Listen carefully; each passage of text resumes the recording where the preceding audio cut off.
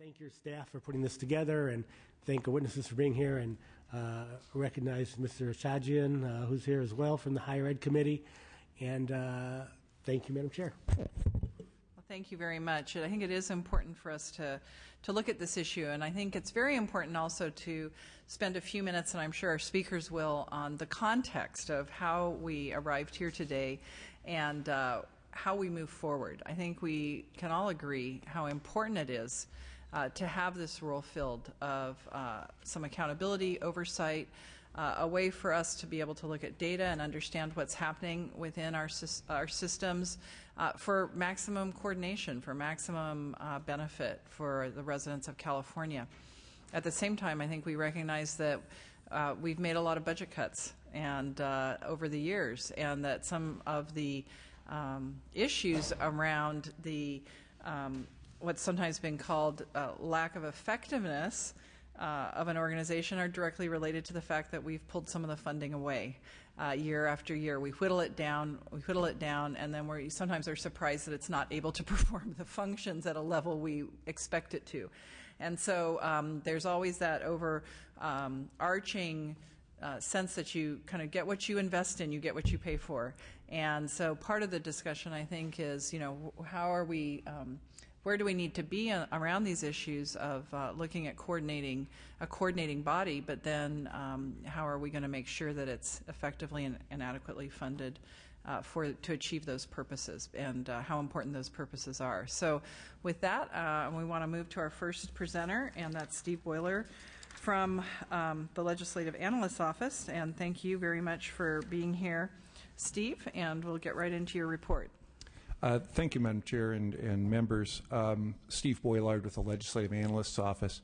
I've been asked to provide kind of an overview of this oversight function that you've been talking about. And the immediate issue, I think, that is really triggers this conversation was the elimination of CPAC, as the Chair mentioned, in November. As you know, the Governor in May, at the May revision, had proposed phasing out CPAC. And the legislature had rejected that proposal. Both houses of the legislature rejected the proposal, but acknowledged, and the legislature restored all funding to CPAC. But the legislature, I think, acknowledged that that there were problems with our oversight function, with the coordination function. There was room for improvement. And so you asked our office to produce a report that assessed the state's oversight needs in higher education and to offer our recommendations. And you have a copy of that report in your materials that we released in January. The governor, nevertheless, once you passed the budget that included funding for CPAC, the governor vetoed all funding for CPAC, and it was forced to close its doors in November. And this is what I think makes this issue of higher education oversight so urgent right now, is that body is now gone. But this isn't a new issue, and this is something that the idea of oversight of the higher education system has been discussed in the legislature for a number of years now. We put out an earlier report, which I believe you also have in your materials, from from 2010, part of the 50th anniversary of the master plan. This is before CPAC was eliminated, that we were suggesting there's some ways that you could be improving or reforming this system. But now with CPAC gone, I guess maybe the silver lining is that instead of this debate about how to reform or replace CPAC, you have a very focused question, and that is, what new structures should you create for higher education oversight? The central theme of our reports that we put out on higher education oversight is really talking about how critical oversight is to the higher education function. This is something that was acknowledged in the master plan back in 1960. For us, I think we like to think of oversight as involving two pretty central and important and distinct concepts. One is coordination. That was, again, is a term that was in some of these earlier iterations of oversight body. And coordination is necessary because you have a number of different programs, a number of different segments and campuses that all need to somehow work together. They have their own oversight bodies, they have their own decision-making apparatus, but you want to be sure that these work in cooperation with one another to provide clear pathways for students trying to transfer, that the needs of the state are being met as a whole. And that was one of the subtitles of one of the reports we put out, that the whole could be greater than the sum of its parts with this coordination function. But there's a second piece to oversight that we think is important, and that is this notion of monitoring is a word that we've used before. This is more of a watchdog role to ensure that the state's resources that are going to higher education are being put to their highest and best use, and the state's higher education needs are being met by this system.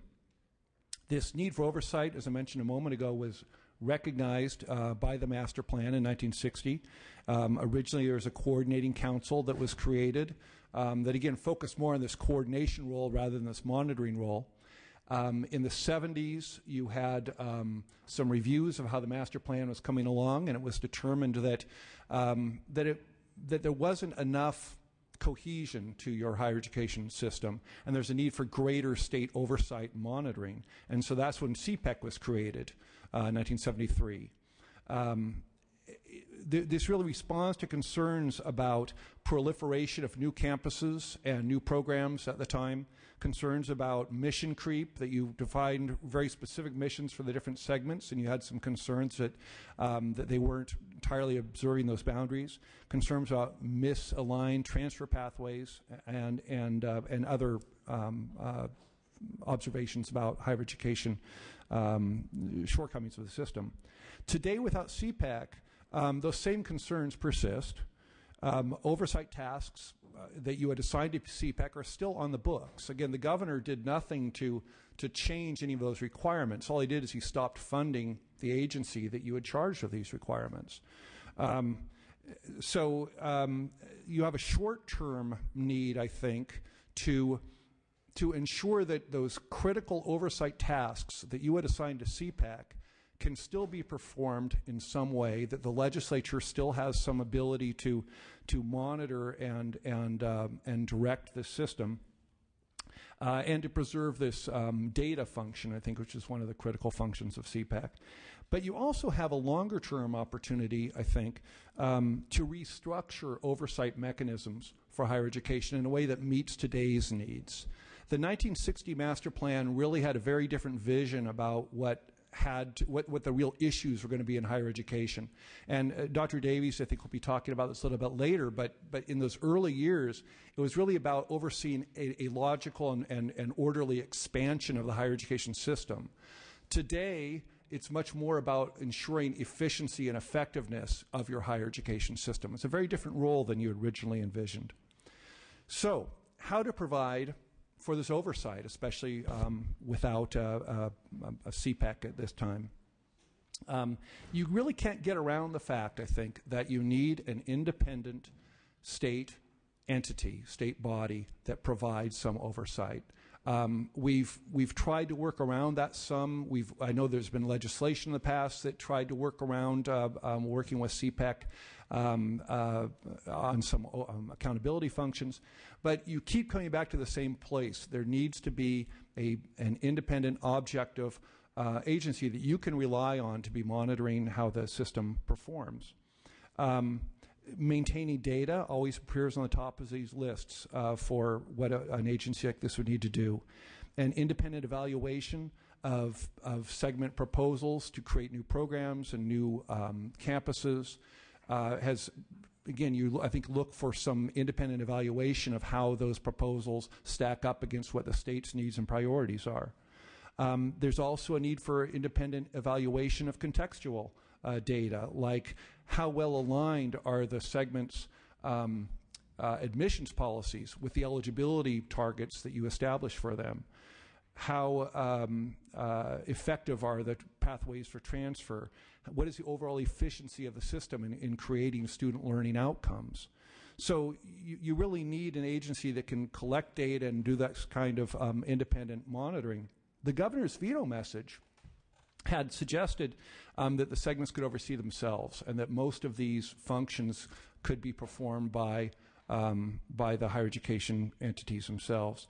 And And while I think it is important, and this is, I think, one of those lessons learned along the way, that there needs to be a measure of authority to the segments and to campuses to make choices about how they operate. At the same time, there needs to be a critical examination from a state perspective on how the overall system is achieving the needs and goals that you establish for them. And this can be accomplished by, again, an entity that has the right kind of a board, the structure and makeup of the board that runs this agency, having a focused mission, clear accountability. So that's kind of my pitch for a need for an entity, an agency. And again, we give a number of specific recommendations for you in our report. But the one other point I'd make is that no matter how well designed you might be able to create an agency like this, you can't expect it to do the entire function of oversight. And for that, you really need a broader set of processes and mechanisms to ensure oversight of your higher education system. One of them is transparency, that there needs to be publicly transparent information and clarity on how are students admitted to the colleges and universities? How are resources allocated? What are the outcomes of the higher education system? There needs to be engagement on the part of the legislature and the governor. That it's not enough to simply have an agency that looks at these things, does this analysis, and provides you with information. Somehow that information needs to connect back to your policy decisions and your budget decisions. And if that's one issue, I think that we've also learned that part of CPEC's, I think, recognized lack of effectiveness in its later years had partly to do with the fact that there wasn't a real clear connection of their information with your policymaking and budgeting. Another piece of this kind of larger system of oversight is a need for the state to establish clear goals, a public agenda for higher education. And this is something I know a number of the members served on the joint committee on the master plan. And this is one of the conclusions that came out of that master plan discussion, is the state has not prioritized the goals that it expects for higher education. And until you do that, it's really difficult to know when you look at system performance, is it going well? Is it moving in the right direction? So this is especially critical today, I think, with fiscal dislocations that the chair mentioned, the budget reductions that the segments have experienced, demographic change facing the higher education system, technological change in the way that classroom instruction is delivered. It's really a very different world in higher education than it was in 1960. And for that reason, I think there's a need to look fresh, for the state to look fresh at what are you expecting from your higher education system and how do you define success. So in conclusion, the reports that we've offered you really emphasize the importance of oversight for your higher education system. As the chair mentioned, there's a number of different tools that you want to be thinking about for higher education. Funding is certainly one of them. Goal setting is another of them. But monitoring and, if I could use the word, accountability for the higher education system, this is something that the legislature and the governor in his budget proposal have really started to express a lot of interest in.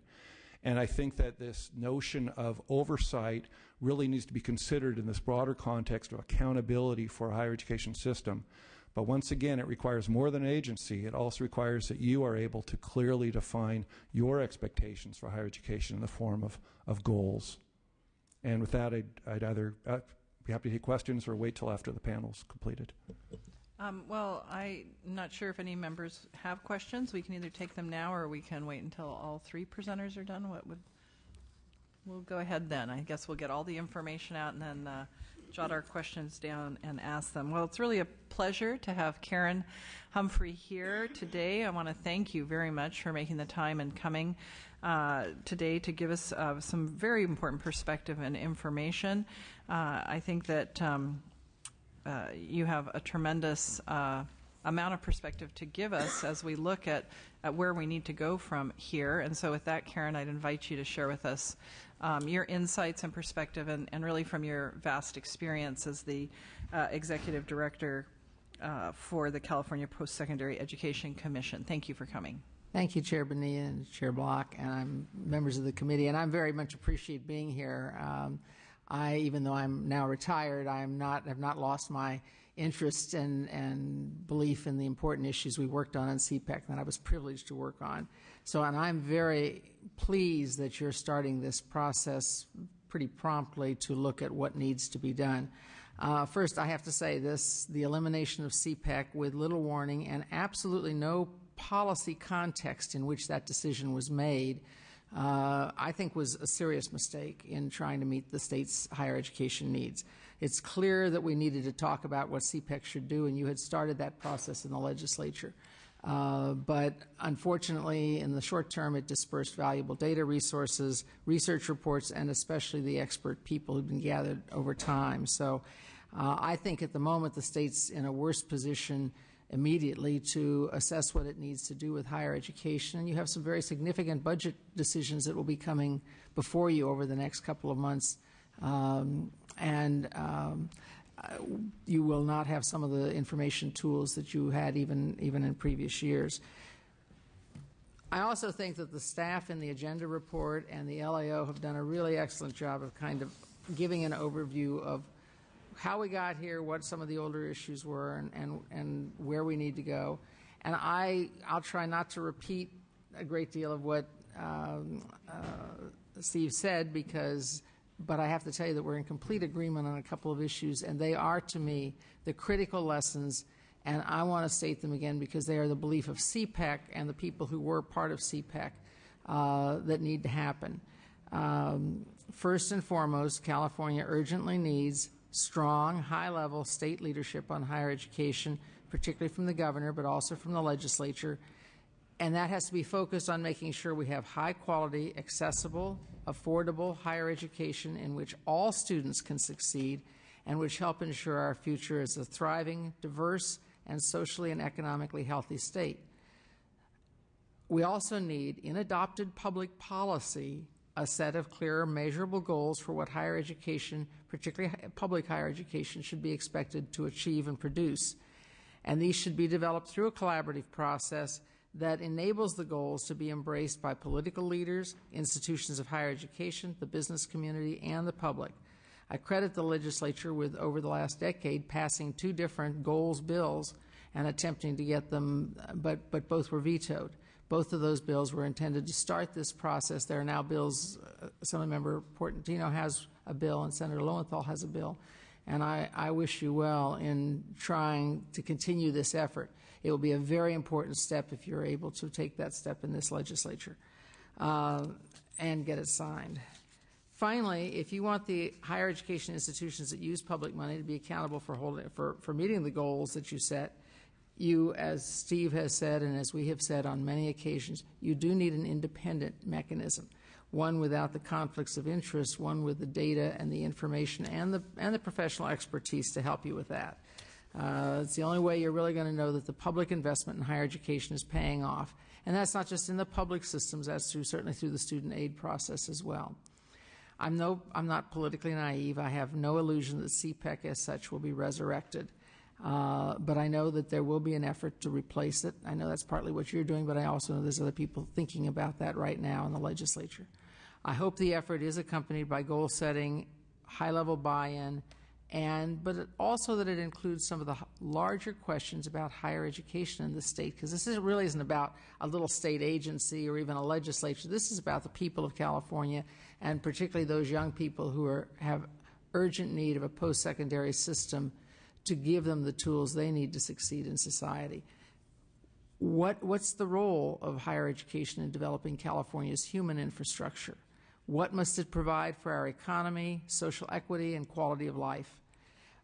How do we pay for it without privatizing public education? So to create an agency, to recreate or replace or do whatever you want to with an agency without thinking about those things, I think would be unfortunate and short-sighted, might even set it up for failure. I won't directly address the specifics of the LAO's report, but I think it and previous reports are a very good starting point for actually trying to put together the specifics of some kind of public policy from this point forward. I do notice a slight shift. I felt there was a shift in the focus of the LAO toward the word oversight and the concept of oversight. And I think as long as it's thought of more broadly as a tool for achieving accountability in a context where everybody has bought into the need for what is going to be produced, that's a very positive concept. But I think one of the most important things you're going to have to be doing is to absolutely define terms and be clear what you mean by terms. What does accountability mean? What does oversight mean? What does coordination mean? Because it means different things to different people. And we've been frequently, I think in many ways, CPEC's perception, the perception of CPEC over the years, has been partly damaged by the fact that people were talking past each other without being clear that we were all on the same plate as to definitions. So I can't overemphasize how important it is to discuss the public agenda issue for higher education. CPEC had hesitated. CPEC was a logical entity to do that, but we'd hesitated for a long time to step forward because we really were not charged with it, and the leadership of several administrations did not encourage us to do that. But finally, last June, we said it's time. This need is way too urgent. It does not appear that there's anybody else who's going to move forward with it right now. Even without resources, we decided to go look for resources, start the process of trying to establish a public agenda for higher education with a set of clear goals, and to engage, hopefully, the legislature, the administration, and all other stakeholders in that. 2 weeks later, we were vetoed, and that effort ceased at CPEC. I see no other entity at this point prepared to step forward, but I would just tell you that it's extremely important that it be moved forward. In fact, I would argue that you need to be thinking in terms of a public agenda for all education, pre-K to postgraduate. Part of the real problem with California education and some of the issues that confront higher education is the silos that we are all in and the walls that have been built. And there have been some great efforts in the last few years to break down those walls and build the connections and the continuum. But there could be a better policy context to support that.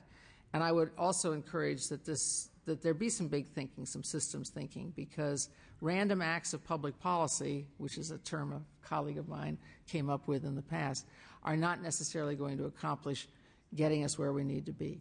The master plan was brilliant in its time. It was not a random act of public policy. It was a very large, coherent vision. The issue now is that the master plan worked well for 50 years, but it's time to rethink pieces of it for the next 50 years. I was asked to address a couple of specific questions. First, what happened to CPEC's data and what are the implications for that? And secondly, what factors do we think happened over these last 37 years that affected CPEC's effectiveness, whatever that means? So I'll address the data first. As you know, CPEC had about 160 million, 1.6 billion records, individual records, not student individual records. We had 120 million student individual records. That number probably increased last September when the 2010 numbers were brought in. But we had, suffice to say, a huge amount of data that had been compiled over a number of years. A very small but talented staff had worked to put that information into a form that could be readily understood and used by policymakers. So the student identifier data, which has been now collected for the last more than the last decade and submitted to CPEC, was by itself subject to privacy requirements, but the aggregate data that could be drawn from it was incorporated, was reported publicly, was also married with a lot of other data sets that no other entity in California was doing. It was married with census data and employment data and all other kinds of data so that you could get a clearer picture of how California higher education was doing and where were the points that needed attention. And that informed CPEC's research. It also informed the work of a lot of outside people. That's not, by the way, sufficient to fully inform education policy. We really need the long-term, the total longitudinal database pre-K to workforce that California has been kind of creeping toward for a number of years but hasn't yet achieved. And I'm pleased that in the last 18 months we were in existence, we actually worked very collaboratively with a number of the state agencies around getting that longitudinal database moved forward. So I think that as all of these other pieces are talked about, maintaining and moving that longitudinal database, the integrated database across sectors together, is a very important part to consider, and I know there's legislation that continues to try to do that this year as well. CPEC wanted to be a partner in that, not to be co-opted, but to have access to all the data and then also to independently be able to use that data for our own policy purposes. And I think that would have been very helpful. Our data resources were still on the servers the day of the veto, and for a couple of weeks we were in a real sweat because we were concerned we would literally have to destroy the data, because the student identifier data, because it was not legally allowed to be used by anybody except CPEC or to be accessed. The segments have the right to access and utilize their own data, but not to access and utilize the data of the other parties. Fortunately, and I think being in the collaborative conversation around the longitudinal data system helped us, we were able to work with the segments. The servers are now parked. They were updated in September, so they're as current as they can be. And the aggregate data is still being fed into the website, and the website is parked at the Chancellor's office of the community colleges. And we very much appreciate that, but that is a very short-term solution. No resources went with that. The Chancellor's office did that out on their own. And once the data are outdated this coming fall, then you have a tool that will rapidly become worthless. So I think there's a real urgency to figure out how you're going to do something, and I think it is inappropriate to ask any one of the segments to become the repository and the guardian and the manager and the user of that data by itself. It's inherent that there's a conflict of interest there. I think all of the segments would be happier to have that in a centralized place with an independent ability to use the data, as long as they have some ability to work with that. And we've always had good working relationships with the segments over data, not always good agreement about what data would be collected and how it would be used, as some of you who may remember the AB 1570 battles. But nevertheless, we felt we were really achieving a lot of collaboration around that. So there's a really urgent issue to deal with the database. There's also an issue because the transparency you spoke of was really facilitated by the website. And the website was a constantly improving source, but there are ways it could have been even more effective. Maintaining that takes people and expertise, people with expertise. So I am very pleased that the website and not only the data but the documentary resources of CPEC are still accessible to the public for the time being. But at some point, the Chancellor's office is going to find itself either unable to maintain that or certainly unable to build on it. So I think that whole issue should be one of the primary things you're thinking about. Regarding the second question, some have told me that CPEC was on a collision course with demolition since the day it began operating in 1974. There was controversy around the original coordinating council when it was converted into CPEC, or actually it was disbanded and CPEC was created by statute. The statute itself had a lot of compromises in it. It's, I think, very clear that CPEC was not given sufficient authority to be an oversight agency. And it was charged with a great many things, originally with a fair amount of resources. At its peak in the late 80s and 90s, CPEC was close to 60 staff people. And without knowing the full weight of its work plan. I can't tell you for sure whether that was enough, but it was certainly far better than the 20 people that we've been working with for the last 9 years after the agency was cut by 60% in 2002. So it's very hard to evaluate how many people do you need and what kind of people do you need to do the work if the work is not absolutely clearly delineated. And in many ways, the organization was given the ability to kind of dictate its own work plan without a lot of policy guidance beyond what was in the statute, and then in some ways second-guessed on whether or not we were doing the right things.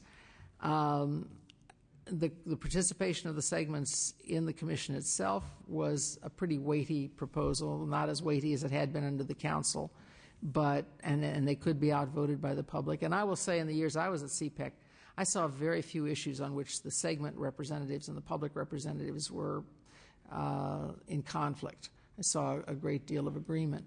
May have been because maybe inadvertently we were trying to avoid the confrontational issues.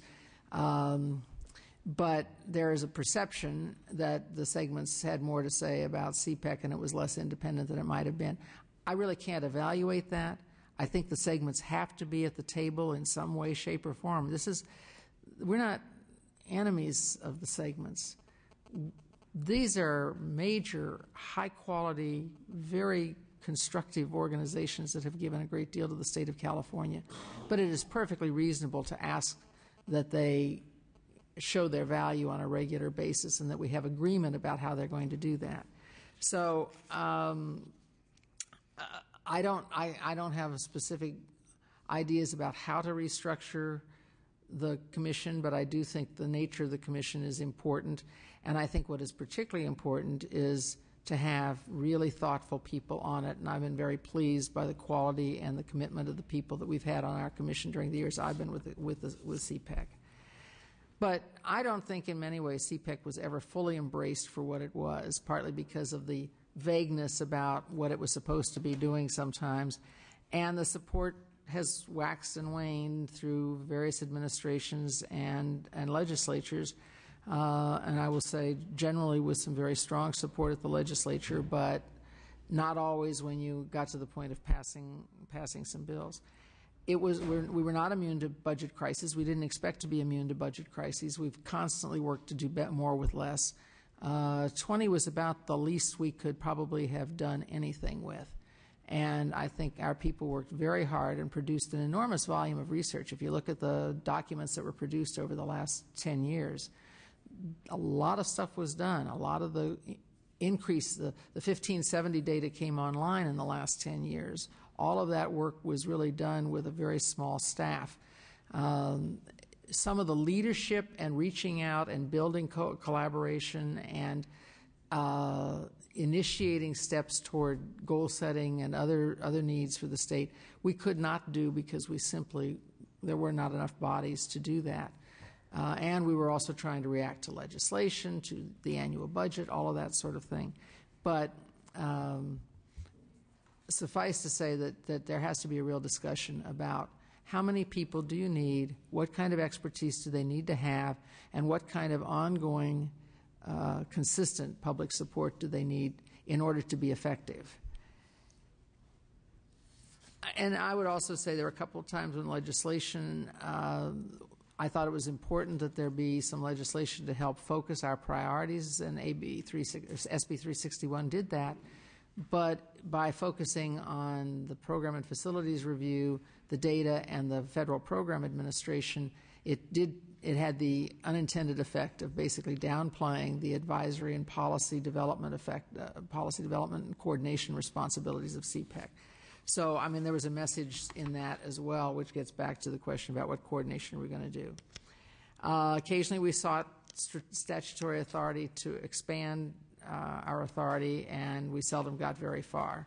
We did try some leadership initiatives. We actually had a very AB 365, which Assemblymember Portantino carried, would have created a process for setting goals for workforce development in higher education.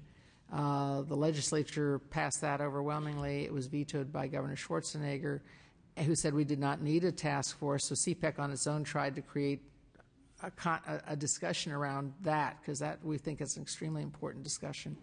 And the labor agency declined to participate, and basically we weren't able to go forward with that. So there are a lot of things that happened over the years. I'm certain that there were discussions behind the scenes that I'm not privy to that occasionally affected the way CPEC was perceived or utilized. I don't think that's terribly relevant. I really think if you create and build a foundation for a new agency that is clear, that is predicated on what you want to achieve for higher education, I seriously think that you will start off in a much better position. You need to develop an entity that will be positioned for success, not for failure. And I don't know what that is, but I think it's probably, and I sometimes feel it's unfair to call CPEC ineffective when it never was really described exactly what was expected of it. The performance measures for CPEC were never really delineated by either the administration or the legislature. You can tell certainly instinctively where they failed. You can tell when CPEC would make a recommendation and it would be totally ignored. That's a measure of effectiveness. And you can say that if CPEC's profile and value was not absolutely clear to the legislature, the governor, and the public, that's perhaps a measure of effectiveness. God knows we tried, but I think in going forward, you have to be really clear about what effectiveness is, what you want. I'm very proud to have been associated with both the commissioners at CPEC. As I told you, you don't get any perks for serving on CPEC except that you get a chance to hopefully influence public policy. And the people of CPEC, the staff over the years, and particularly the ones I had the honor to work with, were very bright, hardworking, creative, left a very valuable group of legacy of research and policy documents that fortunately are still residing not only on the website but in the archives and state library. So, but you're not going to put that back together very fast. So you're going to have to find some intermittent steps, particularly around data. You need to set a direction. I believe you need to start focusing immediately on a goal-setting process, because without that, any new entity is, I think, doomed to fail. And as difficult as the political climate is and the budget climate is right now, I think you really need to try to move forward as constructively as you can, and to engage the administration in that move. Anything you pass will need to be signed. And I'm very hopeful that out of these discussions will come not a new CPEC, but a new commitment of California leadership to making sure that we have the finest higher education system in the world, and the kind of higher education system all of our students need. One that is as concerned with equity and success as it is with new campuses and addressing attendance and meeting the things that are thrown at it.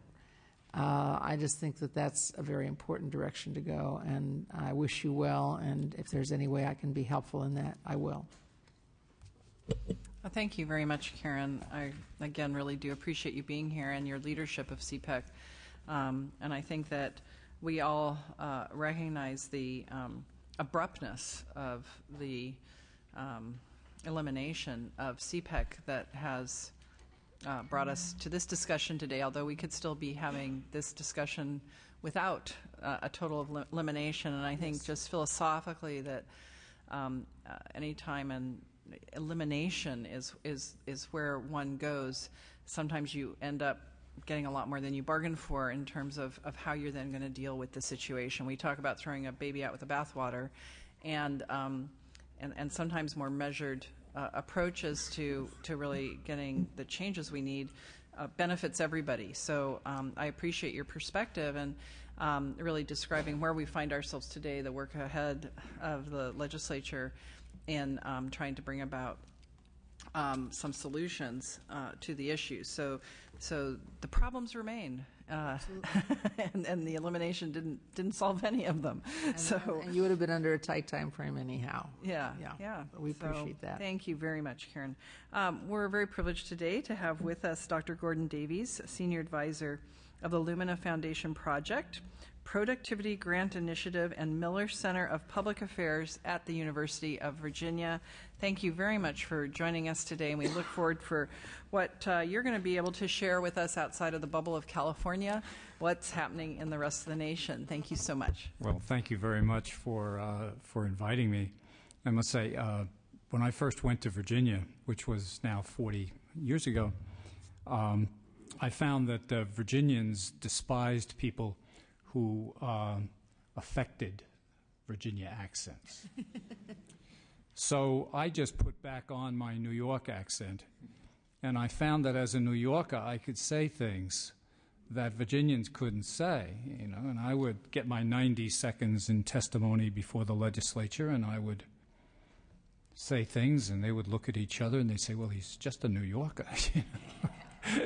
So here I am. I'm just from Virginia. I'll do the best I can to be helpful, and will be grateful for your comments and thoughts.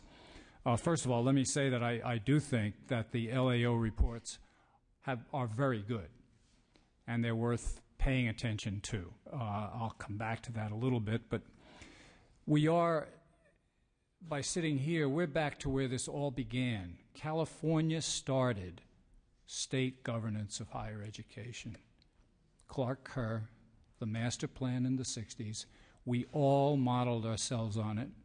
It made eminently good sense because we were dealing with a huge infusion of men, mostly a few women, but mostly men coming back from the military, recognizing that they could go to college.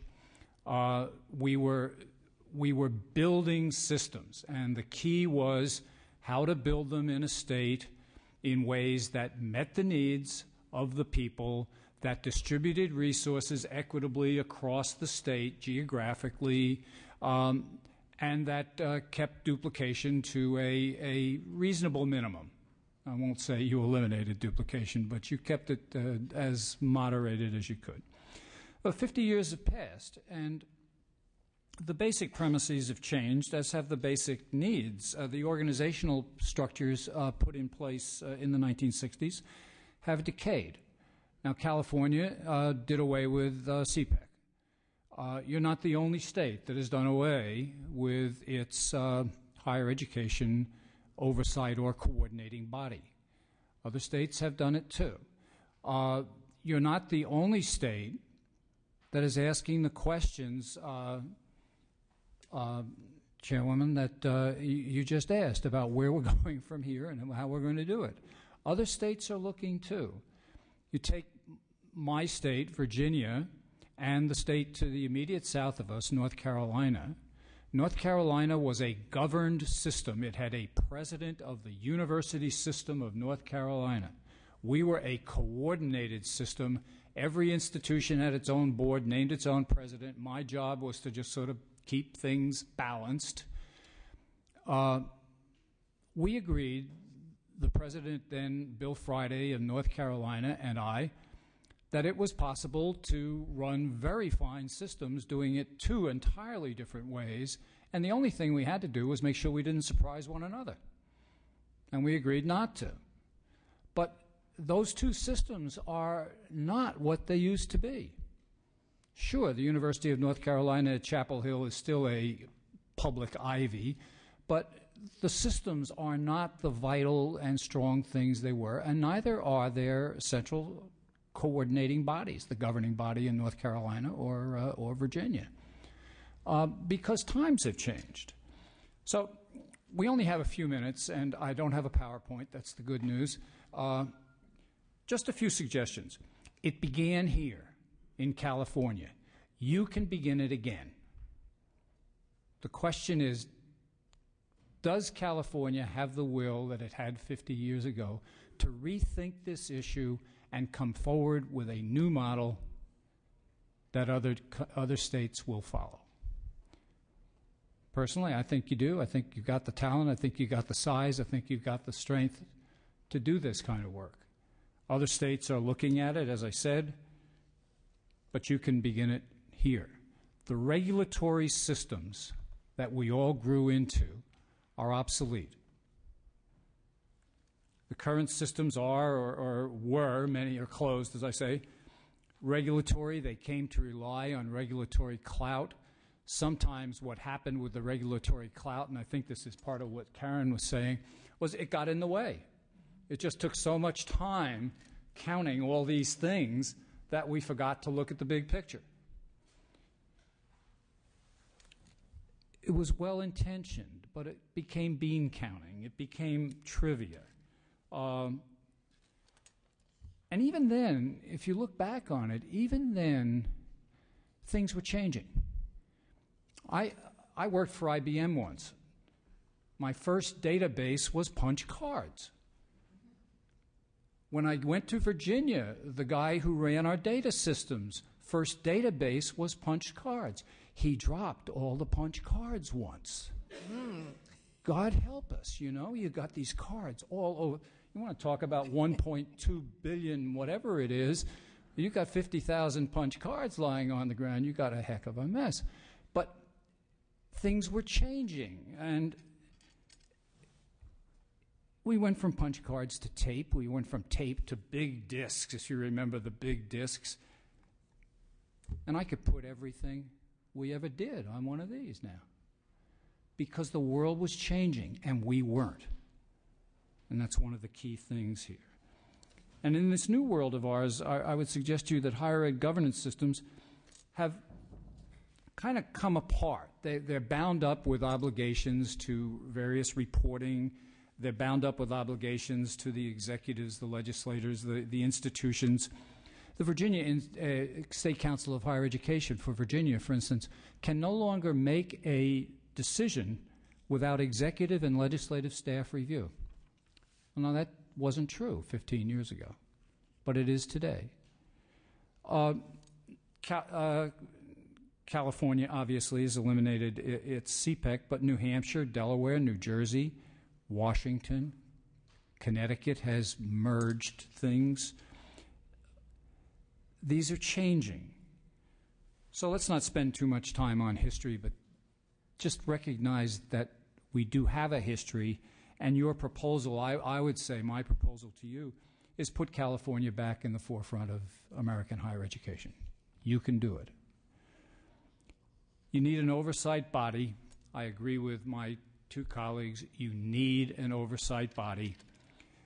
Without one, the three systems will not act jointly in the best interest of the state.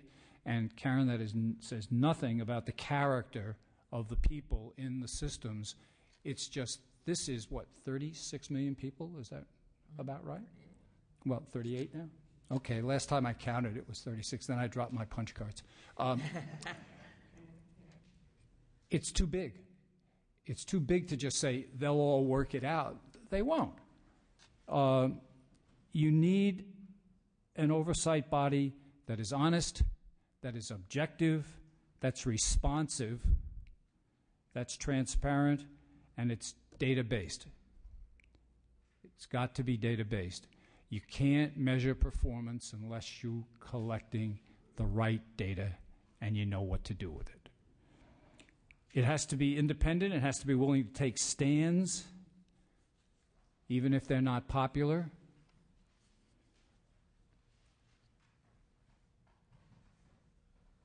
And I guess I would disagree slightly with Karen about, and just anecdotally, I interviewed for the job once as the head of CPEC back in the 80s. I guess when Pat Callan left, I interviewed. If you remember, if anybody remember Pat Callan? Good. Great friend of mine and a great guy. But in my interview,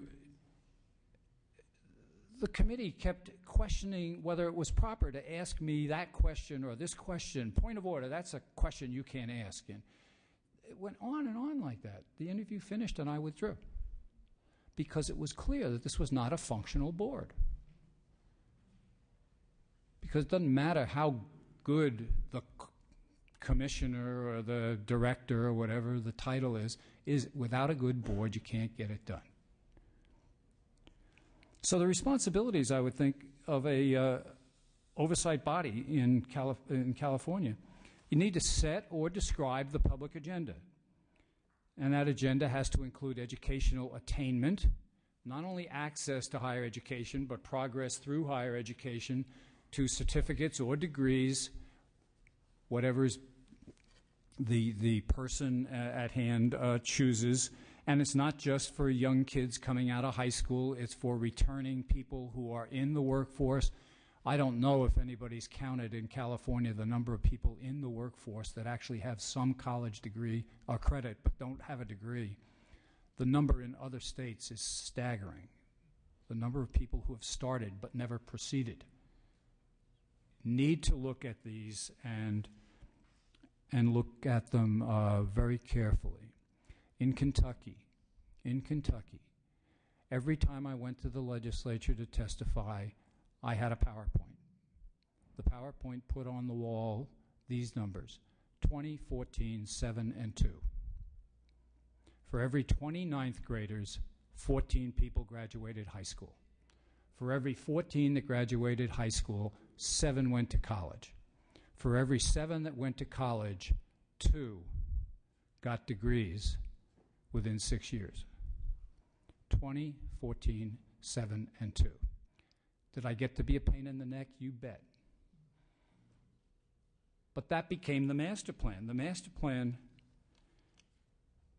plan for Kentucky higher education is on the back of the business card.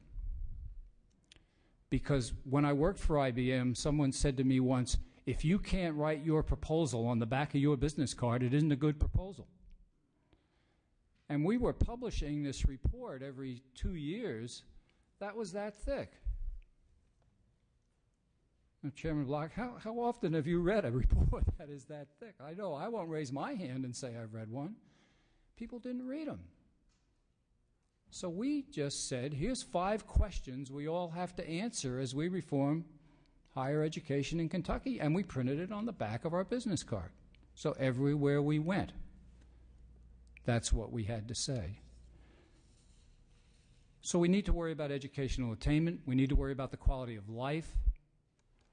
We need to worry about economic development, not only economic development today, but tomorrow's economy, the economy into which we are moving, which is a remarkably different economy than it was 50 years ago or even 20 years ago. Although some people could see that coming 20 years ago. The guy who heads the Miller Center at the University of Virginia is former Governor Gerald Baliles from Virginia, served from 86 to 90. Jerry likes to start his speeches by making this statement about the current situation, and he says, now that's from a speech I gave in 1991, because he saw this coming 20 years ago, and it is out there. We're dealing now with the 4th generation of people coming out of the GI Bill generation. The 4th generation, them, their children, their grandchildren, their great-grandchildren. They've all gone to college. And of course they think they're going to go to college. It's their right to go to college. It has become their right to go to college. And they should go to college. But we have to accommodate an entirely new population that doesn't have that 4-generational heritage. And I think in California, from the little I know about your demographics, that's even truer here than it is in some other places in the United States. But we have to accommodate this new generation. We have to worry about how they come out of high school and whether they not only go into community colleges or senior institutions, but how they progress. And it's key. And the goals may be statewide, but the ways of meeting them aren't. One size doesn't fit all, especially in a state as big as California. What you need to do in Los Angeles, and believe me, I'm not telling you what you need to do in Los Angeles, is going to be very different from what you do in Northern California. The strategies you adapt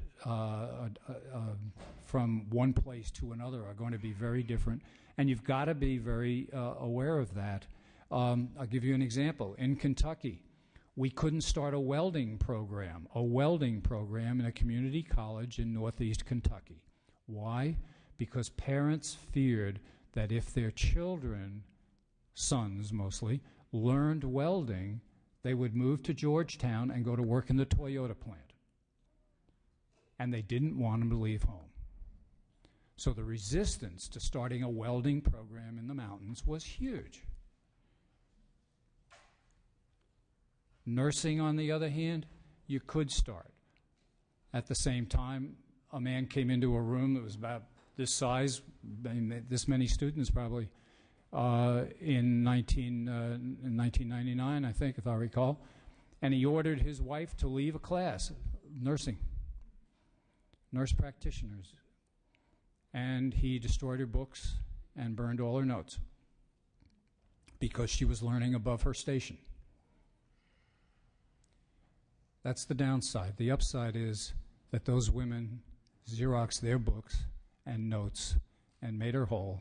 She got her nurse's certificate, and she got a job. I happen to know that because I followed her. I followed how she did. But you're dealing with these sorts of pressures, and you're dealing with different pressures in all parts of a state. So you can't have one single answer. And then you have to create financing mechanisms that are compatible with the public agenda. Put very simply, you have to pay for what you get. Colleges and universities, and this is a difference. This is a difference from the way we used to think about them in the 19th century. They're a means to an end. They are not an end in themselves. They're a way to achieve something we want as a society, as a nation, as an economy, and we want to pay for the end we have in mind. And then finally, you want to publish at least annual reports, maybe some numbers on the wall like 2014, 7, and 2, but you want to publish reports on the progress based on data that have to be provided. The data have to be provided by the systems, and I would suggest by the private institutions, and I would include in those private institutions the for-profits. The data have to be provided if you're going to operate in our state. And the data have to be readable, not 7 inches thick. Now, all 3 steps require comprehensive data analyzed by an objective, transparent entity. You had that. It's now in jeopardy in that even what is being stored could disappear. And we need to ask questions about, are we investing too much in what we have too much of? I'll give you my bias, law schools. And too little in what we need but don't have. And we need to be able to ask those questions. We need a body, an oversight body that will frame these questions, bring them to you in conversation so that you, as the guardians and legislators of this state, can enact legislation that supports this sort of question and this sort of activity. You don't rely on regulation anymore to achieve your goal. The day is past. If you want to implement a public agenda, you have to pay for it. You have to remember that there's no regulation, no funding formula, no law, no rule that can't be gamed. I can figure out a way to game enrollment-driven formulae, to gain productivity formulae. I can figure out how to make these things work to my advantage. You need an oversight body to watch that, to be able to change things as necessary as the gaming goes on. Believe me, if you're doing it right, funding formulae are very fluid things. They have to be. Someone then has to oversee this process. Now, the universities will tell you that they want more autonomy, and I would suggest to you that that's fine. Be a customer. Pay for what you need. Pay for what you want to buy. Where you want it, when you need it. Perhaps it's time at least now, to leave to systems some activities that we used to think were crucial, like program approval, like unnecessary duplication. Institutions and systems are run by intelligent people. Define what California needs, pay for it, don't pay for what it doesn't need, and let them make some management decisions about where to put their money. Don't pay for waste, and don't get caught down in the weeds in mindless detail. And remember that value-added assessment of learning is critical. It's not just did you get in and did you graduate, because that's easy to game, right? We just keep passing you through and giving you a degree. Value-added assessment, the collegiate learning assessment, for instance, which is now used in many states and is now being run as a pilot program by the Organization for Economic Cooperation and Development, which is about 20 nations around the world. You give it to the student when she enters, you give it to the student in her junior year, and you see what the value added is. Some of the results that have begun to come out from some states are dismaying, I will tell you. There's not as much value added as we would like.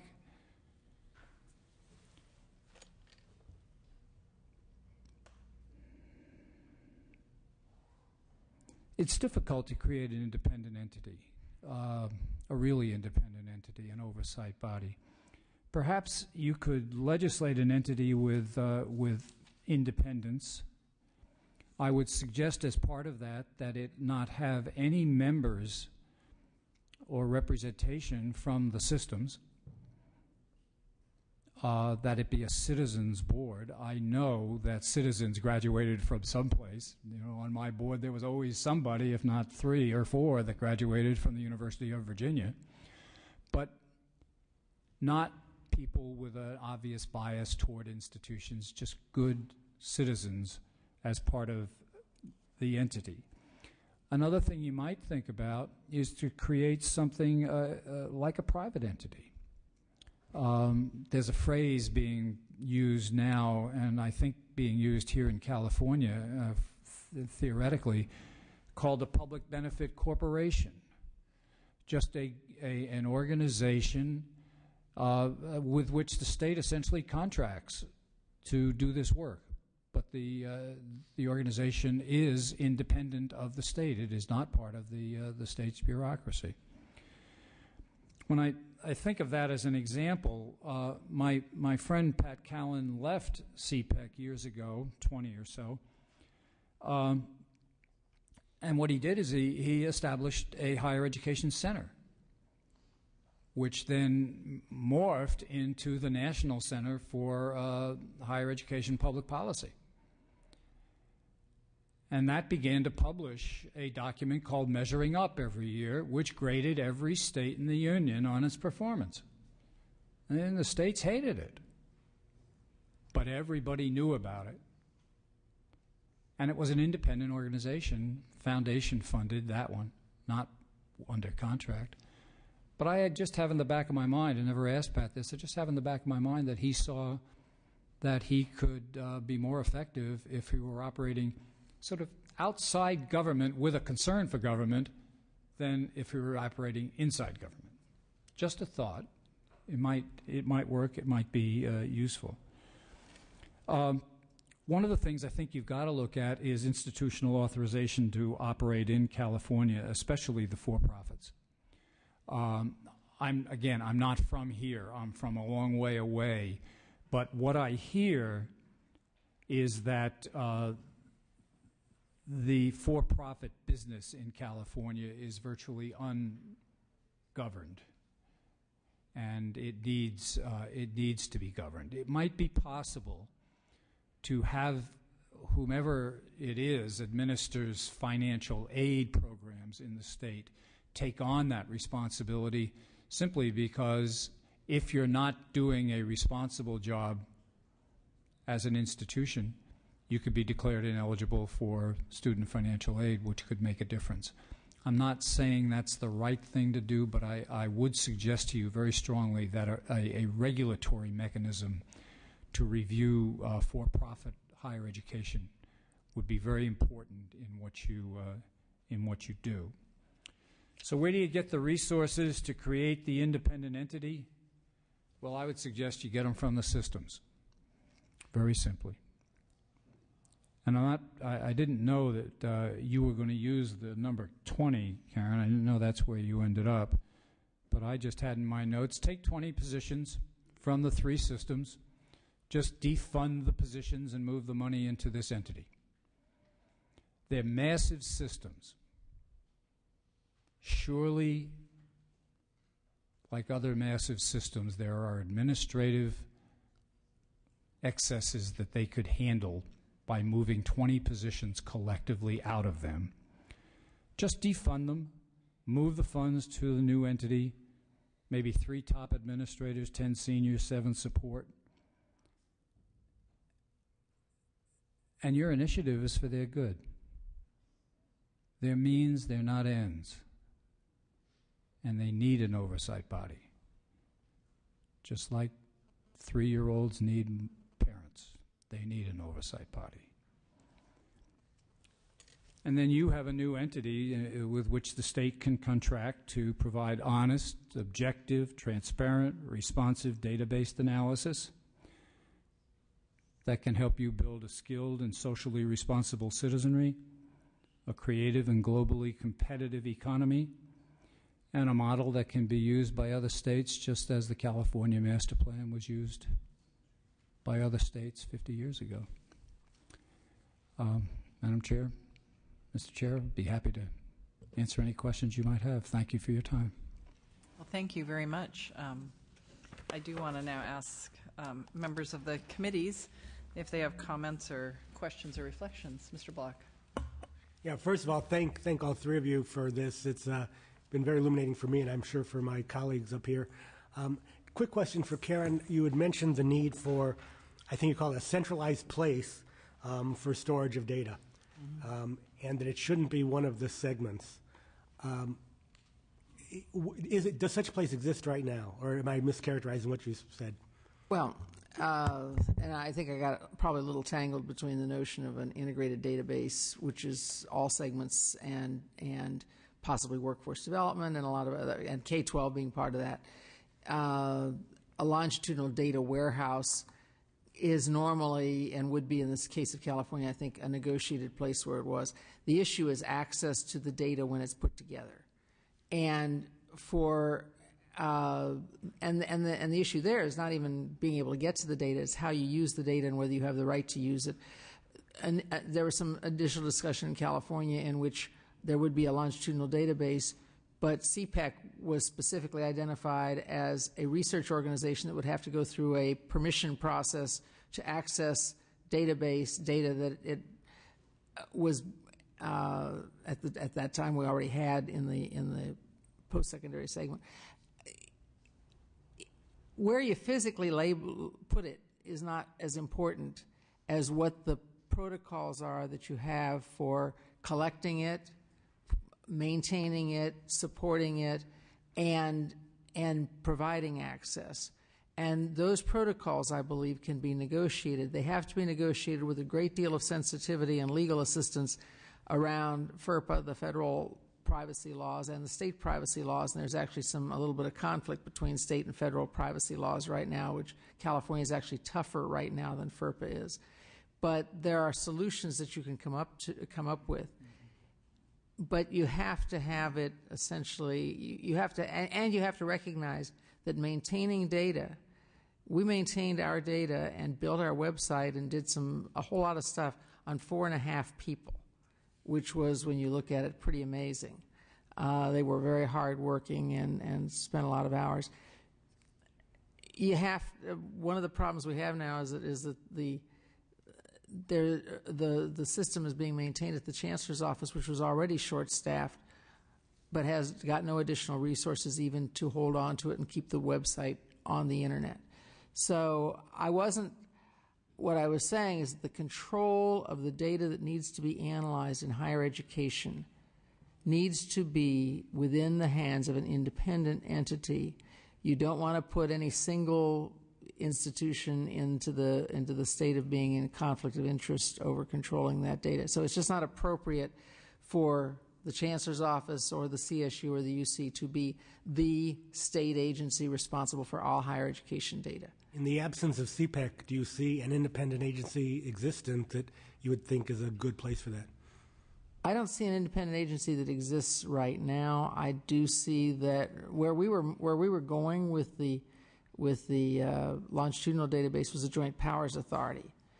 That was envisioned, though, that CPEC, as a partner in the Joint Powers Authority, would have authority to use the data for its purposes, its statutory purposes, and others would have authority to access data to the extent federal law allowed for their purposes. So there might be another entity out there that could do something, that could play that role around data, but I don't think it's actually the segments themselves. You put them in a very difficult position. Just a follow-up on that before we get, are you on the same topic? No. Okay, let me just follow up. In the LAO report, you talk a little bit about the JPA idea and CDE.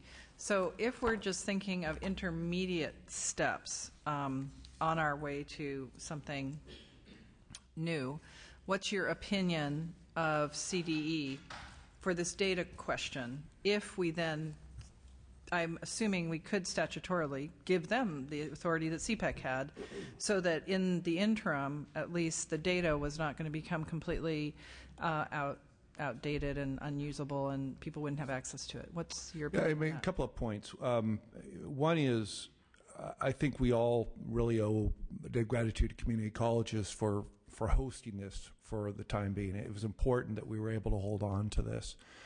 This database that had been put together over years at great expense and great time. So the fact that it's currently residing at the community colleges, I think, is a good stopgap. And again, I think we certainly appreciate that effort on the part of the community colleges and their willingness, without additional funding, to be taking care of this.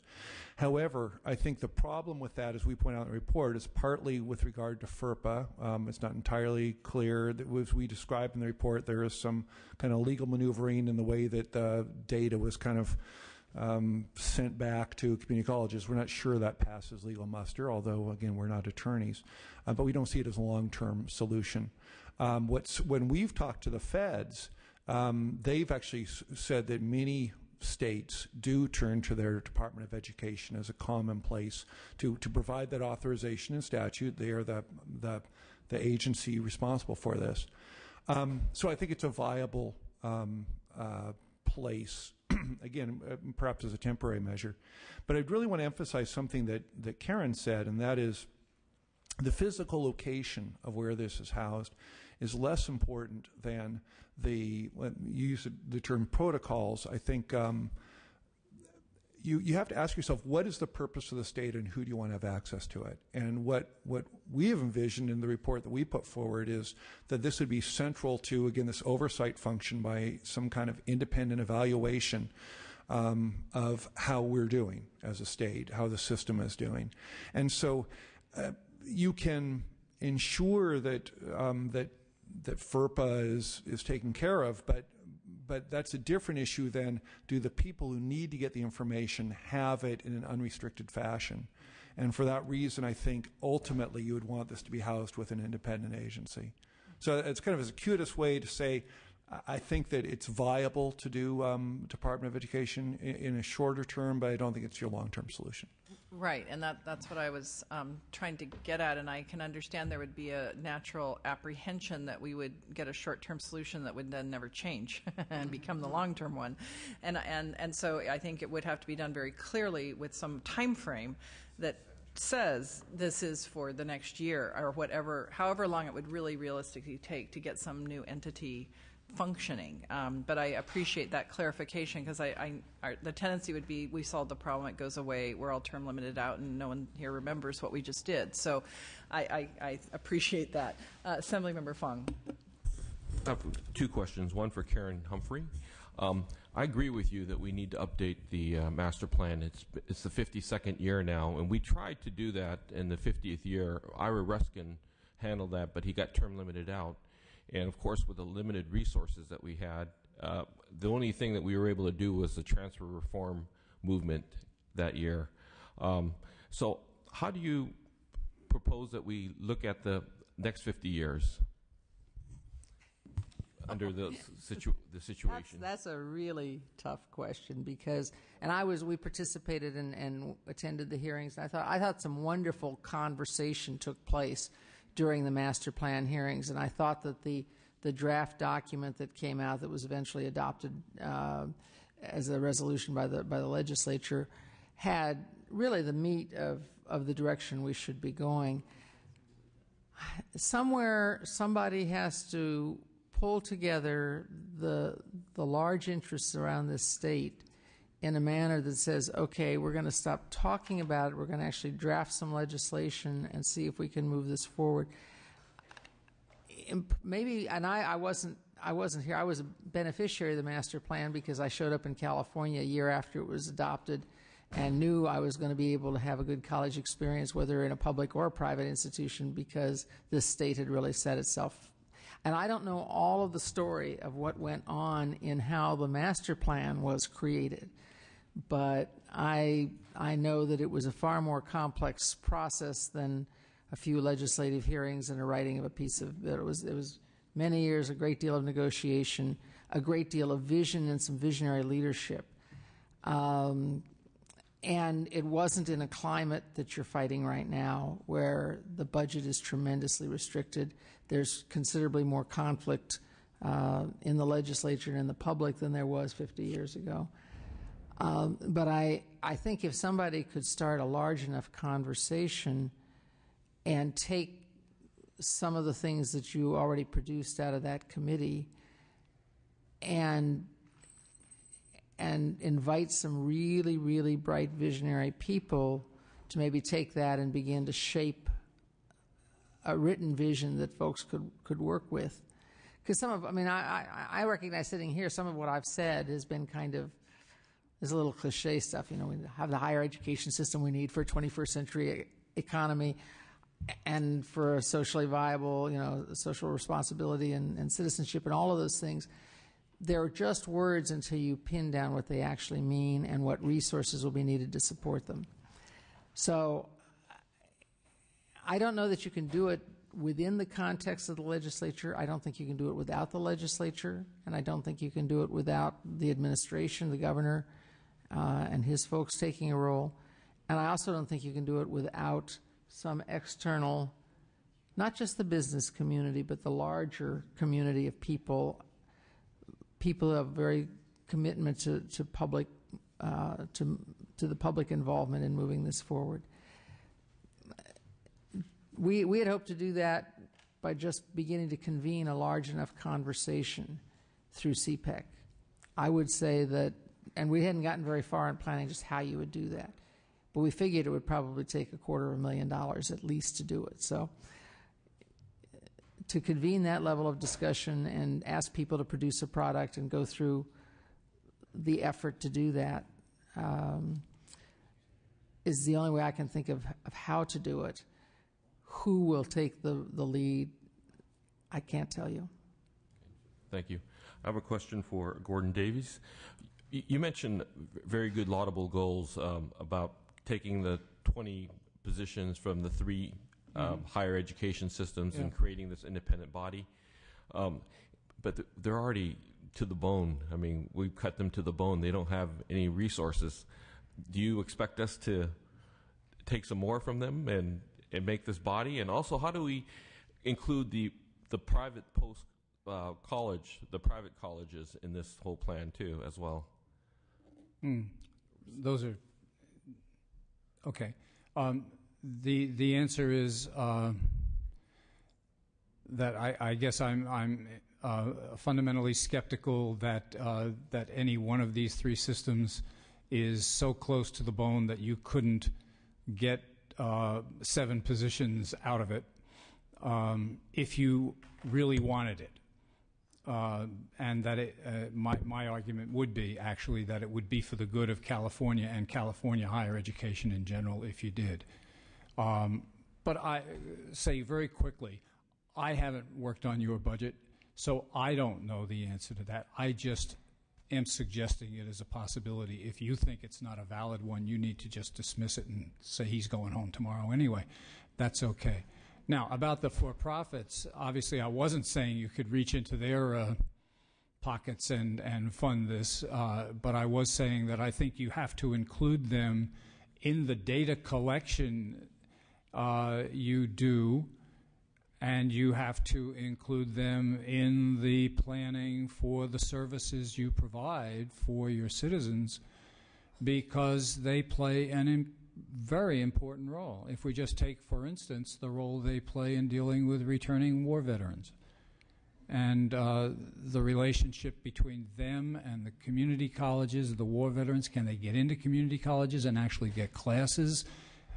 If not, they go to the proprietary institutions. What kind of debt do they bear? I don't know about California, but I can tell you I find it staggering sometimes to talk to some of the people who are doing for-profit education programs in Virginia, the kind of debt they're picking up. So I just think you should put them into your planning and into your data collection so you can do that kind of analytic work. Thank you very much. Appreciate your comments. Thank you. Assemblymember Portantino. Thank you, and thank you to the chairs for convening this hearing. I think it was very important, and lots of good issues have come out. A couple interesting points and questions. With the University of California, because they have constitutional autonomy, we have very limited oversight that we could actually do with them or enact with them. I mean, the only power we have is through the budget. And one of the things that I was a little bit confused in your questioning is whether you were saying, at one point you were saying don't micromanage, give them the money and set outcomes, but then at other points you were saying use the budget, for example, to take the 20 positions away, which we don't actually budget the 20 positions, we just give them the money. Right, and I wasn't saying take... I was just wondering, are you advocating for the block grant approach or to use the budget more strategically to get what you want? Well, suppose I said to you I was advocating a strategic block grant approach. That's what I thought you were doing. Yeah. No, very clearly, I want to have it my way. I mean, if I were doing this, but I wasn't saying take the positions so much as I was saying take the equivalent money. Right. And you are right to remind me about the constitutional status of the university system. North Carolina's system has the same constitutional status, but the legislature still does affect the university's planning in the way it allocates resources, and that's all I'm saying. Right, and I just want to piggyback on it because I think, again, it's incumbent upon us to establish what we want them to achieve through that funding. Exactly. And the oversight that, for example, when we are faced with the budget crisis, and when the Cal State was giving out raises at the same time raising fees, to me that seemed like a mixed message to the people we serve, and we should be more definitive in what our expectations are as we give out that money. So you support that? Yes, I would, and I know you can't and don't want to determine who gets what kinds of raises, but I will say that in at least some other states I'm familiar with, administrative raises in this last year have been rather shocking. Right. And faculty raises have been nowhere near what administrative raises have been. And I'm not even getting to football coaches. Right. Well, as a football fan, that's a different issue. But as a fan of students, to me, it's been something that has bothered me in my 6 years here, that we have allowed those administrative raises to happen at the same time student fees go up. I don't disagree with you at all. We should be more proactive in addressing that. In a hearing, I think 2 years ago, an alarming statistic came out to sort of crystallize your talking about today's California. If you're 65 and older in California, you're part of the 4th most educated state in the country. If you're 25 in California, we're 40th. So we went from 4th to 40th, from 65 to 25. That's an alarming statistic for the health of our workforce 10 years from now. Oh, you're absolutely right. And so that's why I appreciate this opportunity. A couple more points. To touch upon what Mr. Fong said, during the hearings that Ira Ruskin chaired, we did have two goals. One was the transfer. The second priority was the accountability framework. And just to do a little institutional history on that, you touched upon Jack Scott's bill that was vetoed. The reason why it was vetoed is because Governor Schwarzenegger wanted to put financial penalties on the goals, not because the policy document or the goals or the objectives, the meat of the bill, everybody bipartisan had signed off on, but it was a philosophical discussion of how soon do you put the economic piece to the puzzle, and it was Chancellor Scott's belief at the time, and I supported his belief, was that you have to set the framework of accountability in place first, and then you can come back with the financial piece second. But if you don't ever get the framework in place, we're going to end up, here we are 3 years later, with still no framework. And so out of the committee hearings with Chairman Ruskin, AB 2, which is actually Jack Scott's bill, is still got through our House on a bipartisan. It's still in the Senate this legislative cycle, and that was the second priority of the Master Plan Committee. I'm still hopeful that AB 2 gets to the Senate floor and becomes law, because I agree with that approach. If we don't have the accountability, the goals, the objectives, all the things that the LAO's talked about, we're still just spinning our wheels. And then a final point on the private post-secondary piece, there were a period of 3 years where we had no regulation. We now do have a regulation, and we are making the schools pay for it. And interestingly, in the private post-secondary oversight, there are 64 positions. That's a bureau of 64. So we're potentially filling 64. Certainly community college, CSU, and UC, we should have some sort of oversight to make sure that they do what we want. But again, it's incumbent upon us to define what we want them to do, and I think we should use the budget to force that. I agree with you. Thank you. I had a couple questions or comments to Dr. Davies around the issue of regulation and how we're really maybe the most effective thing is not to rely on it to achieve our goals. And I just wondered if you could elaborate or differentiate between what you're talking about there with our public systems and then the need to perhaps do a better job governing or regulating the for-profits. Could you just elaborate a little bit on that? Well, I'd be happy to. Please stop me if I'm not on your target of what you're asking. One of the things that is happening all over the country with the for-profit institutions is has to do with distance learning. They're no longer within states to approve. You've got all sorts of institutions offering programs in Virginia, but they have no physical presence in Virginia. We've got to find a way other than a state way to deal with that. Maybe through groups like the Western Interstate Compact for Higher Education, the Southern Regional Education Board, as ways to start putting effective oversight on these institutions. This is not, again, a new issue. It's an issue that that Southern Regional Education Board raised in the late 1980s as we saw it beginning to happen. But I do think that the regulation that's involved in California, or could be involved in California, would be regulation very much like that of the state-supported institutions. We want to know what the entry rates and graduation rates are, and we want the value added assessed in a way that we will accept or will specify so that we can determine whether or not, to put it perfectly bluntly, whether or not you are defrauding our students or our citizens. That's what I would mean by that kind of regulation. Now, I still think that it would be good to do a value-added assessment of community college and university student achievement. How are they doing? What do they learn when they go through college? And I think you would mandate that in the same way. You'd have to administer it remarkably differently, of course, but I think you could mandate it in the same way. Did I get at your question? Yes, thank you. No, that did explain it to me. I just wanted to also go back to our agenda on page 6 in the LAO's report as well in terms of some short-term measures. Ask the question about the data, because I see that we're dealing with a couple topics here. One is, what are we going to do now?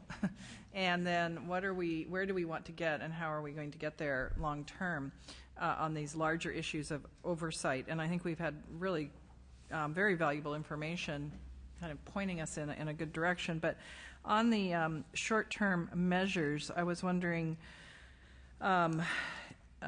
Bullard, if you would want to speak to those. And I know they're in the agenda, they're in the report also, on page 3 and 4.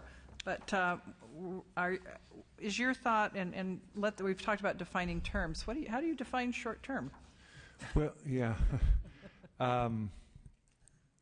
So I guess what we try to suggest in the report is there's an ideal. I think much of this conversation has been about how do you set up an ideal oversight mechanism that as Dr. Davies suggested, to kind of go back to being in the forefront of, for this era, for the kind of higher education needs that this state has, what kind of mechanism would be appropriate, and to kind of rethink that. The distance education that Dr. Davies mentions is just one example. And I think the budget dislocation of demographic forces also kind of suggests some kinds of changes. So there's this ideal that in my mind connects very much to what Mr. Portantino is talking about, of a integrated accountability framework that clearly expresses goals, that uses the levers of the budget in order to ensure that that the system's producing the outcomes you're looking for. But we recognize that could be a very tall order. The governor has just vetoed an agency, or eliminated funding for an agency, so I'm not sure how readily he'd be to sign a new one right into law. So what we suggested to you is there's some short-term issues, and I guess my definition of short-term would be in this session to try and ensure that you haven't let too much slip through the cracks. And we have 3 examples here. One of them clearly is the data issue. And again, we do have concerns about the state adhering to FERPA, and this idea of perhaps the State Department of Education as one example may be a short-term solution with a sunset or something in order to ultimately leave the door open to reconnect it with a separate entity. But a second one is, I just repeat that there's a number of responsibilities you had assigned to CPEC that are still on the books, that there's no one to perform.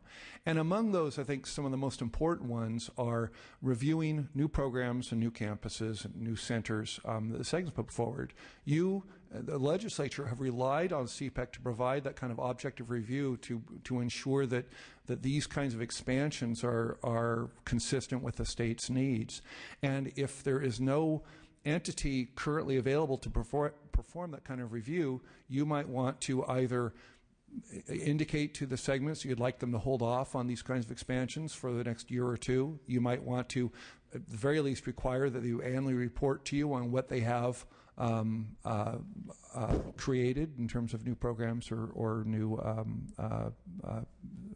facilities, centers. So I guess I'm suggesting that the legislature may need to step in the short term, the policy and budget committees, and do some of the kind of oversight that CPEC otherwise would have been expected to perform. And then the third one is kind of connected to this, and I think all of the committee's been acknowledging the importance of resource allocation. I would, to Mr. Fong's point, I think we should recognize that higher education has received substantial reductions in general fund support, and by our calculations, it's been about a 21% decline since 2007-8. Now, There's been some additional funding that's come in the form of tuition. It has its own issues. So we're not suggesting that it's really been a 1/5 drop in total resources to higher education, but they have been real reductions. And what we've been urging certainly the budget committees over the last couple of years is the legislature should be clear in expressing what you expect would be the effect on higher education. I think, to be fair, we shouldn't suggest that there can be no impact as a result of these general fund reductions. So what do you expect? What are your lower priorities and what are your higher priorities? So I think all those are kind of short-term mechanisms that the legislature should step in and fulfill as you're waiting for this longer-term, more robust accountability framework where you're able to kind of specify more clearly getting what you pay for, creating the right kinds of incentives and oversight. Thank you. I just wanted to highlight those because I think we need to address both the issues at hand. I did want to just go back briefly to the public benefit organization idea that Dr. Davies suggested. I thought that was fascinating, and I was wondering if either of our other panelists might want to comment on that. And I thought it was particularly interesting in light of the fact that I think we have a governor who is trying to reduce bureaucracy and commissions and is obviously proceeding down that path. And so the idea of perhaps a public benefit organization outside of government, what is your take on that idea? And I know we haven't had a long time to think about it or study it, but They've had no time at all. they've had no time. But and don't, I mean, if you would rather not comment, that's fine also. In a broader way, first, I don't know enough about the legal nature of public benefit corporations and the nature of a contract that you would have if you were going to utilize that. And I guess this goes back to the fact that I've had a good 30 years of my career has been in the public sector. And I believe that there's a reason for government to do some things that sometimes there are things that it's appropriate for government to contract with the private sector to do, and a public benefit corporation, where it fits in that continuum, is a little tricky to figure out. So I would not reject that idea outright. But the accountability of a public agency to the public and to the representatives who are elected by the public, I think, is an important element when you're talking about the management of major systems in state government. So I would want, and I don't happen, I mean, I think one of the things about boards and commissions, I think every single board and commission, including CPEC, ought to be periodically reviewed to see whether it's producing value for the state. But I think the purpose of boards and commissions in general is to bring a public voice in, to allow people to speak up for the concerns that no matter how good legislators are and how concerned they are, their voices you may not hear unless we have that broader spectrum of people out there. So there's some immediate value in that. CPEC was a it was what is known around this building as budget dust. I mean, $2 million is not insignificant to me, but in the state's overall budget, one could argue it's a reasonable investment to pay for managing a public responsibility. You will have to pay something. I don't think that a public benefit corporation would be willing to do the work of the state without being in some way compensated or able to raise the costs of covering that. You've got to pay salaries, you got to manage data systems, et cetera, et cetera. So I have no inherent bias in saying you don't look at something like that, but I think you'd have to be very, very careful, and I think the lines of accountability for public action are really extremely important, and in something that has a certain amount of oversight responsibility for three giant systems, they're going to want to know that that entity has real public accountability. I'm fine with CPEC or whatever entity you eventually develop having accountability for its performance. I think that's appropriate. Mm-hmm. But how you get there, I don't think it's an easy answer. Mm-hmm. Mr. Bullard, do you have? I guess the only thing I agree. I don't have the expertise either, and I share many of Karen's points.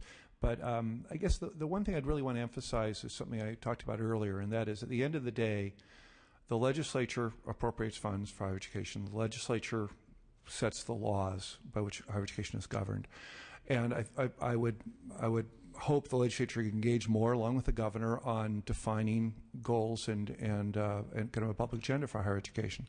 So to the extent that this entity, whether it's a public benefit corporation or a separate state entity, was able to assist the state, the legislature, the policymakers in making those kinds of choices, I'm less concerned about its particular kind of legal identity. I think that the part that the legislature really needs to work on, alongside creating this entity, is again reconnecting itself in this way that Mr. Portantino has suggested that AB2 would provide, or some of these other pieces of legislation, to much better engage in making hard choices about prioritization about what states' higher education goals are. Well, thank you. I don't know if anyone had any final comments. Could I just go back for a minute to the temporary suggestions? And I think the LAO's temporary suggestions are quite appropriate in the context of where we are. There is a set of criteria for program and facilities review already in place that the segments have for a number of years followed. So if you were going to do some oversight in the legislature of that, there's a body of material and activity that could at least be looked at, and it's CPAC body. I will also tell you that there was some strong thinking at CPAC that criteria badly needed to be updated, and the manner in which we assessed whether segments should be doing new programs, how they should be deciding that, what those should be, and new facilities. And frankly, with the money situation at the moment, I don't think you have to worry a lot about maybe some centers, but nobody's proposing any new campuses right now. But programs, I do think, are in continuous evolution. It would be a good time to have a discussion, if you chose to play a role in that, about what potential ways you could improve those criteria for new realities. And I can tell you where you can find the people who used to be at CPAC who have the expertise in that and could speak to it. But I think I'm very heartened by this conversation today. I think that it's a very positive start for trying to address what is really the most important thing. How do we provide really fine post-secondary education for all the citizens of California? Well, thank you. Any other closing comments from our panel? Well, Thank you very much for having me here. Well, thank you, each one of you. You brought some very valuable perspective and information to us. I want to thank all of the Assembly members present and the staff. This was really a very good informational hearing. We got a lot of good information out of it, and now we've got to take it and do something with it. So thank you. Meeting adjourned. Oh, public comment? Oh, yeah. Okay, I'm so sorry. Mr. Portantino, you're not going to want to miss this. Hi, Amy. How are you?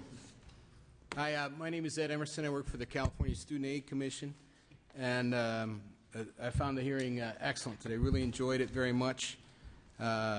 Especially enjoyed listening to Mr. Davies. Just very quickly, the question is, should there be an entity to oversee and maintain CPEC's database is one of the questions.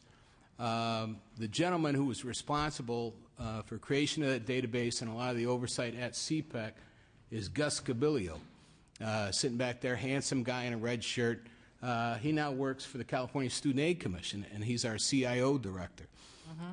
One of the reasons that we brought him in is Diana Fuentes-Michel, who's the director there, saw the aggregation of all this data, SB 70 and other entities, CDRs, the stuff that we collect on the natural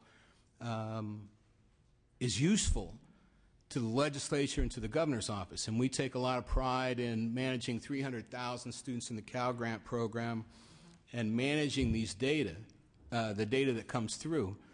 There are concerns about how you create a new entity to oversee, let's say, proprietary schools here in the state of California. Through the budget, And through regulation, through statute, SB 70, the California Student Aid Commission was able to assess a school's CDR, working with the U.S. Department of Education. We eliminated almost 80 schools from the Cal Grant program and created savings. These were schools with cohort default rates over 24.67%. So we did that. The California Student Aid Commission was able to lean in and do that. Our commission, the people that we have that are there now, have been appointed by the governor, appointed by the pro tem, appointed by the speaker, is one of the most diverse crews that really reflects California in many ways. We have a Google executive on our commission. We have students at UC and CSU on our commission that are voting members. We have the president of a CSU, Sacramento State, is on our commission. We are very interested and in contact and almost constant communication with the budget folks to talk about policy and priority that the legislature has for higher education. We communicate. It's a two-way street. The legislature lets us know what's going on. Data, back to Gus, back to the Student Aid Commission, sort of my last point. It's already there. Everything is there to tell us how students are doing in the United States. Access, persistence, graduation rates, and success through Bureau of Labor Statistics and through EDD here in the state of California. It's all out there. We need to create benchmarks, qualitative assessments of how our students are doing, how all our schools are doing. We also, on our board, on our commission, have a for-profit representative, someone from the big players. University of Phoenix has an appointment on the California Student Aid Commission. So all segments, the privates have people on the commission. The data is all available to us. The lever that we have is Cal Grants with UCs and the CSUs. We don't need 20 positions or 60 positions. We need an MOU with BPPE so that we can begin to assess and jointly conduct oversight of higher education in California. Just a thought. Well, thank you. I appreciate that. Thanks. I know you're all eager to get on with your lives, but I really do appreciate getting an opportunity to speak briefly on this important issue. My name is Lillian Tays, and I'm a professor of history at Cal State Los Angeles and the president of the California Faculty Association. I call myself a poster child for the CSU and the California Master Plan. I'm a product of all three of the segments of higher ed. And we know that in this economy it's tempting to consider abandoning the principles of the master plan, but we believe that this unique vision is one we have to continue to try to achieve. In grappling with the budget crisis over the last few years, it's clear that we've kind of reached a point where short-term solutions are beginning to eclipse the long-term priorities we have for higher education. We have ended up reducing enrollments, admissions, and matriculation and slowed graduation at the CSU.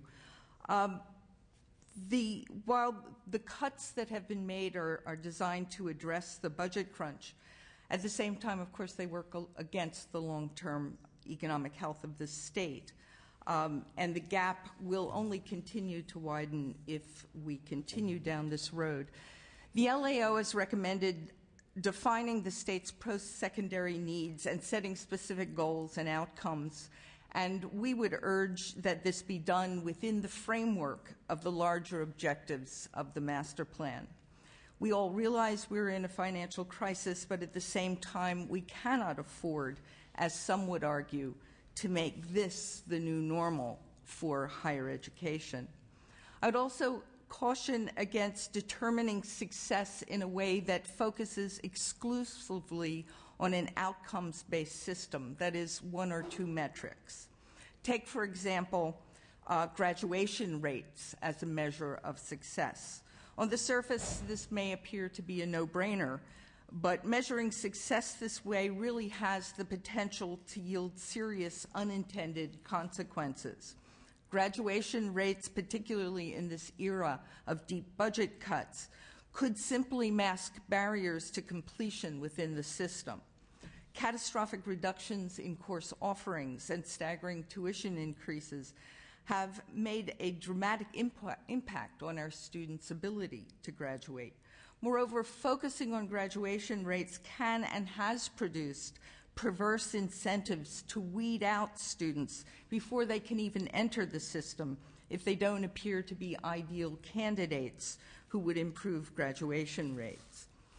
As a member of the faculty in the CSU for 20 years, I have deep concerns about the health of higher ed today. It's clear to those of us who are in the trenches that we have to hold our institutions of higher ed accountable when they make changes to university policy without oversight or even notice to the legislature. During the past 2 decades, we've been forced to watch the CSU move further and further away from its original mission to serve as the people's university that can provide access to affordable quality higher ed. Instead, student fees and presidential salaries have skyrocketed, while course offerings for our students and the faculty who teach them have been slashed. While I understand the tendency is to take a hands-off approach when the legislature has no choice but to make severe cuts to the budgets of the 3 segments, I would argue that these are the times that the legislature should become more involved. We echo the LAO's call for greater oversight and support their recommendations to increase direct legislative oversight, especially in the absence of independent oversight structure. California families hit hard by the recession have had to evaluate their finances to hold off on new and potentially risky investments and focus on providing essentials for their families. In much the same way, the legislature should hold the 3 segments accountable for providing access to quality education they have an obligation to deliver.